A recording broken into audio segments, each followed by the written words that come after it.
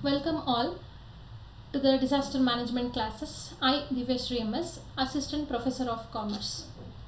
In the last session, I discussed regarding urban disasters, its causes, its impact, and disaster management in urban areas.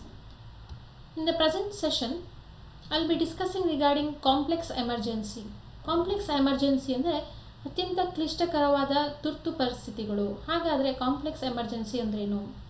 It is a humanitarian crisis in a country, region or society where there is total or considerable breakdown of authority resulting from internal or external conflict and which requires an international response that goes beyond the mandate or capacity of any single agency and or the ongoing United Nations country program. It's very simple to understand. Complex emergency ಅಂದ್ರೇನು ಅಂದರೆ ಯಾವುದೋ ಒಂದು ಅತ್ಯಂತ ತುರ್ತು ಪರಿಸ್ಥಿತಿ ಬಂದಿದೆ, ಅದು ಒಂದು ದೇಶದಲ್ಲಿರ್ಬೋದು ಅಥವಾ ಒಂದು ರೀಜನಲ್ಲಿರ್ಬೋದು ಅಥವಾ ಒಂದು ಸೊಸೈಟಿ, ಒಂದು ಸಮಾಜದಲ್ಲಿರ್ಬೋದು. ಅದು ಎಂಥ ತುರ್ತು ಪರಿಸ್ಥಿತಿ ಅಂತ ಹೇಳಿದ್ರೆ ಅದಕ್ಕೆ ಲೋಕಲ್ ಗೌರ್ಮೆಂಟ್ ಆಗಲಿ ಅಥವಾ ಒಂದು ದೇಶದ ಸರ್ಕಾರನೇ ಅದಕ್ಕೆ ಯಾವುದೇ ರೀತಿಯಾದಂತಹ ಸೊಲ್ಯೂಷನ್ನ ಕೊಡೋಕ್ಕೆ ಆಗಲ್ಲ, ಅಥವಾ ಇಂಟರ್ನ್ಯಾಷನಲ್ ರೆಸ್ಪಾನ್ಸ್ ಬೇಕಾಗುತ್ತೆ ಅದಕ್ಕೆ. ಅಂದರೆ international bodies they should give some solution for that. And also internationally ಅಂದರೆ ಯುನೈಟೆಡ್ ನೇಷನ್ಸ್ ಕಂಟ್ರಿ ಪ್ರೋಗ್ರಾಮಲ್ಲೇ ಇಲ್ಲದಿರೋ ಅಂತಹ ಒಂದು ಸೊಲ್ಯೂಷನ್ಸ್ನ ಹುಡುಕಬೇಕಾಗುತ್ತೆ ಅನ್ನೋ ರೀತಿಯಾದಂತಹ ಒಂದು ಸಂದರ್ಭ ಸೃಷ್ಟಿಯಾಗುವಂಥದ್ದು ಕಾಂಪ್ಲೆಕ್ಸ್ ಎಮರ್ಜೆನ್ಸಿ. ಇದಕ್ಕೆ ಬೆಸ್ಟ್ ಎಕ್ಸಾಂಪಲ್ ಅಂತ ಹೇಳಿದ್ರೆ ಕೊರೋನಾ ವೈರಸ್ ಔಟ್ಬ್ರೇಕ್. ಏನು ಪ್ಯಾಂಡಮಿಕ್ ನಾವು ಕೊರೋನಾ ಸಾಂಕ್ರಾಮಿಕ ರೋಗನ ಎಕ್ಸ್ಪೀರಿಯನ್ಸ್ ಮಾಡ್ತಾ ಇದ್ದೀವಿ all over the world. It is a best example for complex emergency because not only the government and international bodies ಅಥವಾ ಅದರ್ ಏಜೆನ್ಸೀಸ್ ಯಾರಿಗೂ ಕೂಡ ಸೊಲ್ಯೂಷನ್ಸ್ನ ಅದಕ್ಕೆ ಕಂಡುಹಿಡಿಯೋಕ್ಕಾಗಲಿಲ್ಲ. We couldn't find medicines for that. Still there in experimentation stage. So this requires very careful attention for control of this complex emergency.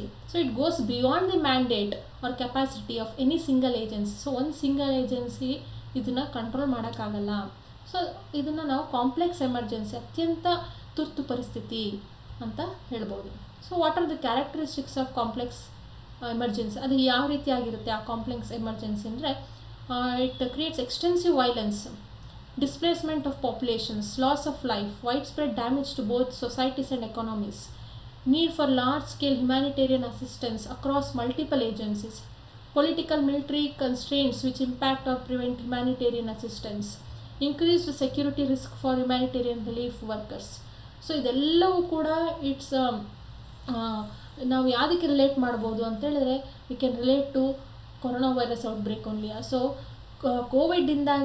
Covid ಅನ್ನೋ ಪ್ಯಾಂಡಮಿಕ್ಕಿಂದಾಗಿ ಯಾವ ರೀತಿಯಾದಂತಹ ಪರಿಸ್ಥಿತಿ ನಿರ್ಮಾಣ ಆಗಿತ್ತು ಅಂತ ನಾವುಗಳೆಲ್ಲವೂ ಕೂಡ ಎಕ್ಸ್ಪೀರಿಯೆನ್ಸ್ ಮಾಡಿದ್ದೀವಿ. ಸೊ ಲಾಕ್ಡೌನ್ ಆಯಿತು, ಆಮೇಲೆ ಗೌರ್ಮೆಂಟು ವಿವಿಧ ಮೆಷರ್ಸ್ಗಳನ್ನ ತಂದರು, ವಿವಿಧ ಕಂಟ್ರೋಲ್ ಮೆಷರ್ಸ್ನ ಮಾಡಿದ್ರು, ಹಾಸ್ಪಿಟಲಲ್ಲಿ ಕಂಟ್ರೋಲ್ ಮೆಷರ್ಸ್ನ ಮಾಡಿದ್ರು, ಮತ್ತು ಯುನೈಟೆಡ್ ನೇಷನ್ಸ್, WHO ಇರ್ಬೋದು, international organization they created many standard operations. So ಏನೇ ಮಾಡಿದ್ರೂ ಕೂಡ ಈ ಕಾಂಪ್ಲೆಕ್ಸ್ ಎಮರ್ಜೆನ್ಸಿ ಕಂಟ್ರೋಲ್ ಆಗೋದು ತುಂಬ ಕಷ್ಟ. But it requires the operation of various agencies together. Moving on. So as I told, pandemic emergencies. Pandemic ಅಂತ ಹೇಳಿದ್ರೆ it is an epidemic of infectious disease that has spread across a large region which can occur to the human population or animal population and may affect health and disrupt services leading to economic and social cost.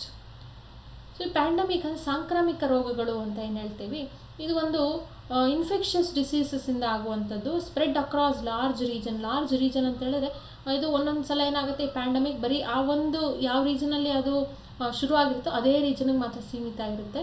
ಒಂದೊಂದು ಪ್ಯಾಂಡಮಿಕ್ಗಳು ಒಂದು ರೀಜನಿಂದ ಬಿಟ್ಟು ಇನ್ನೊಂದು ರೀಜನ್ಗೆ spread ಆಗ್ತಾ ಹೋಗಿ overall globally ಇದು cover ಆಗುತ್ತೆ.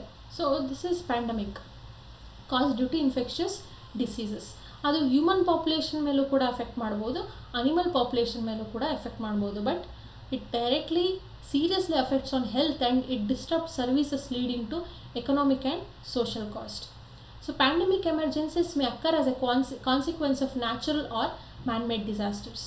So pandemic ಅನ್ನೋದು ನ್ಯಾಚುರಲಿನೇ ನೈಸರ್ಗಿಕವಾಗಿಯೂ ಆಗ್ಬೋದು ಅಥವಾ ಮಾನವ ನಿರ್ಮಿತನೂ ಕೂಡ ಪ್ಯಾಂಡಮಿಕ್ ಆಗ್ಬೋದು.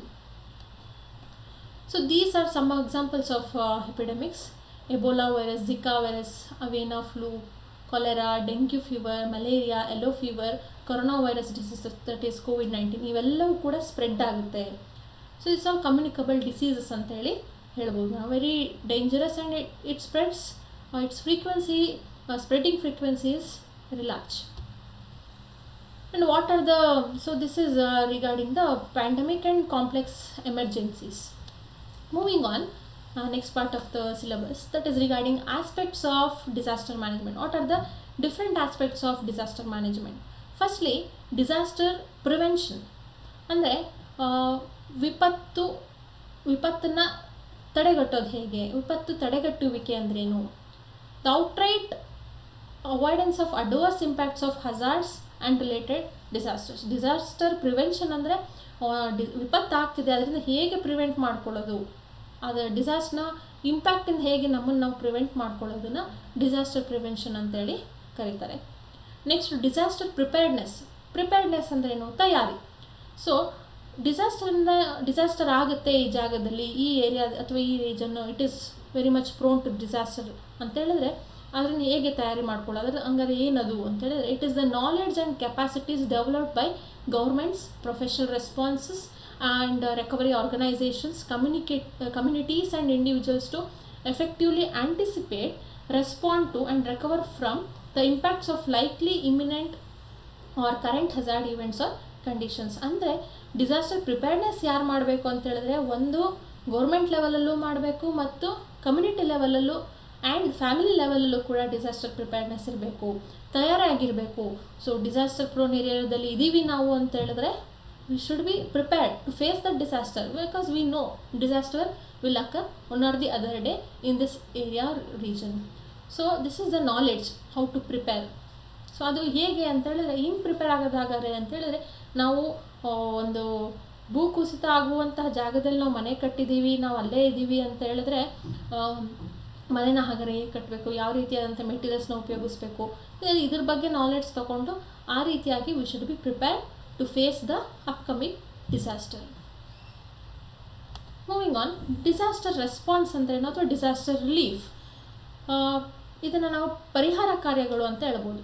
ಡಿಸಾಸ್ಟರ್ ಸಂಭವಿಸಿದೆ, ವಿಪತ್ತಾಗೋಗಿದೆ ಒಂದು ರೀಜನ್ ಅಥವಾ ಒಂದು ಕಂಟ್ರಿಯಲ್ಲಿ ಅಥವಾ ಒಂದು ಸೊಸೈಟಿ, ಒಂದು ಸಮಾಜ, ಒಂದು ಕಮ್ಯುನಿಟಿಯಲ್ಲಿ ಅಂತ ಹೇಳಿದ್ರೆ ಡಿಸಾಸ್ಟರ್ ಆಗಿದ್ದಾಗ ಡ್ಯೂರಿಂಗ್ ದ ಡಿಸಾಸ್ಟರ್ ಆಗ್ತಾ ಇದೆ ಮತ್ತು ಇಮಿಡಿಯೇಟ್ಲಿ ಆಫ್ಟರ್ ಎ ಡಿಸಾಸ್ಟರ್ ಆದ ತಕ್ಷಣವೇ ಗೌರ್ಮೆಂಟಿಂದ ಅಥವಾ ಬೇರೆ ಲೋಕಲ್ ಬಾಡೀಸಿಂದ ಅಥವಾ ಡಿಫ್ರೆಂಟ್ ಏಜೆನ್ಸೀಸಿಂದ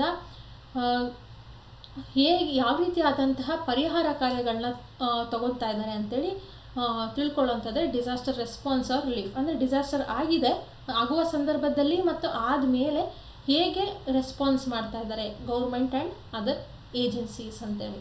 ಅಂದರೆ it could be in order to save lives, reduce health impacts, ensure public safety and meet the basic subsistence needs of the people affected. So for this example, last 2 years back, I think in the year 2018, I guess, yeah, in 2018 floods ಆಯಿತು. ಎಲ್ಲಿ ಭೂಕುಸಿತ ಜಾಸ್ತಿ ಆಯಿತು, floods and ಭೂಕುಸಿತ ಎಲ್ಲಿ ಜಾಸ್ತಿ ಆಗಿದೆ ಅಂದರೆ ಕೊಡಗಲ್ಲಿ ಭೂಕುಸಿತ ಆಗೋ ಸಂದರ್ಭದಲ್ಲಿ ಏನಾಯಿತು, Infosys foundation they did relief activities, ಪರಿಹಾರ ಕಾರ್ಯಗಳನ್ನ ಚಟುವಟಿಕೆಗಳನ್ನ ಮಾಡಿಕೊಂಡು ರಿಲೀಫ್ ಶೆಲ್ಟರ್ಸ್ನ ಕೊಟ್ಟರು. ಯಾರ್ಯಾರು ಭೂಕುಸಿತದಿಂದ ತೊಂದರೆ ಆಗಿತ್ತು, ಅತಿಯಾದ ಮಳೆಯಿಂದಾಗಿ, ಪ್ರವಾಹದಿಂದಾಗಿ ಆಗಿದ್ದಾಗ. ಸೊ ಈ ರೀತಿಯಾದಂಥ ಮತ್ತು ಗೌರ್ಮೆಂಟು ಅಷ್ಟೇ ವಿವಿಧ ರೀತಿಯಾದಂತಹ ರಿಲೀಫ್ ಪರಿಹಾರ ಕಾರ್ಯಗಳನ್ನ ಘೋಷಣೆ ಮಾಡ್ತು. ಮನೆ ಕಟ್ಟಿ ಕೊಡೋದಿರ್ಬೋದು, ಯಾರ್ಯಾರು ಭೂಕುಸಿತದಿಂದ ಮನೆಗಳನ್ನ ಕಳ್ಕೊಂಡಿದ್ರು ಅವ್ರಿಗೆಲ್ಲರೂ ಕೂಡ ಮನೆ ಕಟ್ಟೋದಿರ್ಬೋದು, ಕಟ್ಟಿ ಕೊಡೋದಿರ್ಬೋದು, ಅಥವಾ ಹಣದ ಮುಖಾಂತರ ಪರಿಹಾರನ ಕೊಡುವಂಥದ್ದು. ಈ ರೀತಿಯಾದಂತಹ ರಿಲೀಫ್ ಪ್ರೊಸೀಜರ್ಸ್ ಅಥವಾ ರಿಲೀಫ್ ಆ್ಯಕ್ಟಿವಿಟೀಸ್ನ ಮಾಡೋ ಪರಿಹಾರ ಕಾರ್ಯಗಳು ಡಿಸಾಸ್ಟರ್ ಆದಮೇಲೆ ಒಂದು ಡಿಸಾಸ್ಟರ್ ಆಗಬೇಕಾದ್ರೆ ನಡೆಯುವಂಥದ್ದನ್ನ ನಾವು ಡಿಸಾಸ್ಟರ್ ರೆಸ್ಪಾನ್ಸ್ ಆರ್ ರಿಲೀಫ್ ಅಂತ ಹೇಳಿ ಹೇಳ್ಬೋದು. ಮೂವಿಂಗ್ ಆನ್, ಡಿಸಾಸ್ಟರ್ ರಿಕವರಿ ಅಂದ್ರೇನು ಅಂದರೆ ಪುನಶ್ಚೇತನ ಕಾರ್ಯಗಳು ಅಂತೇಳಿ ಹೇಳ್ಬೋದು. ಡಿಸಾಸ್ಟರ್ ಆಗೋಗಿದೆ, ಹಾಗಾದ್ರೆ ಇನ್ನೇನು ಅಲ್ಲಿ ಮಾಡಬೇಕು, ಮುಂದೆ ಆಗದಿರೋ ರೀತಿಯಲ್ಲಿ ಏನು ಮಾಡೋದು. Vulnerability of communities often continues for long after the initial crisis over. ಒಂದು ಸಲ ಆ ಜಾಗದಲ್ಲಿ ಡಿಸಾಸ್ಟರ್ ಆಗಿದೆ ಅಂತ ಅಂದ ತಕ್ಷಣ ಆ ಜಾಗ ಮುಂದೆಂದೂ ಅಲ್ಲಿ ಡಿಸಾಸ್ಟರ್ ಆಗಲ್ಲ ಅಂತ ಇರೋದಿಲ್ಲ, ಇನ್ನೂ ಕೂಡ ಜಾಸ್ತಿ ವಲ್ನರಬಲ್ ಆಗಿರ್ತಾರೆ. ಅಂದರೆ ಅಪಾಯ ಇನ್ನೂ ಜಾಸ್ತಿ ಇರುತ್ತೆ ಅಲ್ಲಿ. ಒಂದು ಕಡೆ ಎಲ್ಲ ಭೂಕುಸಿತ ಆಗಿದೆ ಅಂತೇಳಿದ್ರೆ ಆ ಜಾಗ ಎಲ್ಲ ಕ್ಲಿಯರ್ ಮಾಡಿರುತ್ತೆ. ಭೂಕುಸಿತದಲ್ಲಿ ಆಗಿದ್ದಂತಹ ಎಲ್ಲ ಏನೇನು ಡೆಬ್ರೀಸ್ ಎಲ್ಲ ಬಿದ್ದಿರುತ್ತೆ, ಮಣ್ಣದು ಬಂಡೆಗಳೆಲ್ಲ ಬಿದ್ದಿರುತ್ತೆ, ಅದೆಲ್ಲ ಕ್ಲಿಯರ್ ಮಾಡಿನೂ ಕೂಡ ಇನ್ನೂ ಅಲ್ಲಿ ಇನ್ನೂ ಒಂದು ಸಲ ಭೂಕುಸಿತ ಸಂಭವಿಸುವಂಥ ಚಾನ್ಸಸ್ ಜಾಸ್ತಿ ಇರುತ್ತೆ. ಸೊ ಹಾಗಾಗಿ ಅಲ್ಲಿ ಹೇಗೆ ಪುನಶ್ಚೇತನ ಕಾರ್ಯಗಳನ್ನ ಮಾಡಬೇಕಾಗುತ್ತೆ ಪ್ಲ್ಯಾನ್ಡ್ ಮ್ಯಾನರಲ್ಲಿ, ಅದನ್ನು ಕೂಡ ನೋಡುವಂಥದ್ದು.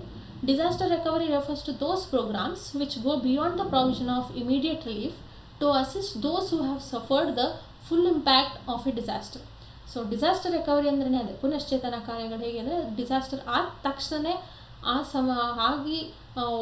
ಆದ ತಕ್ಷಣ ಇಮಿಡಿಯೇಟಾಗಿ ಅದಕ್ಕೆ ರೆಸ್ಪಾಂಡ್ ಮಾಡುವಂಥದ್ದು ಮತ್ತು ಅಲ್ಲಿರುವಂತಹ ಕಮ್ಯುನಿಟಿಗೆ ಅಸಿಸ್ಟ್ ಮಾಡೋದು, ಹೇಗೆ ಅವ್ರು ಎಲ್ಲಿ ಹೋಗಬೇಕು, ಏನು ಮಾಡಬೇಕು ಅಂತೇಳಿ ಅಸಿಸ್ಟ್ ಮಾಡೋವಂಥದ್ದು.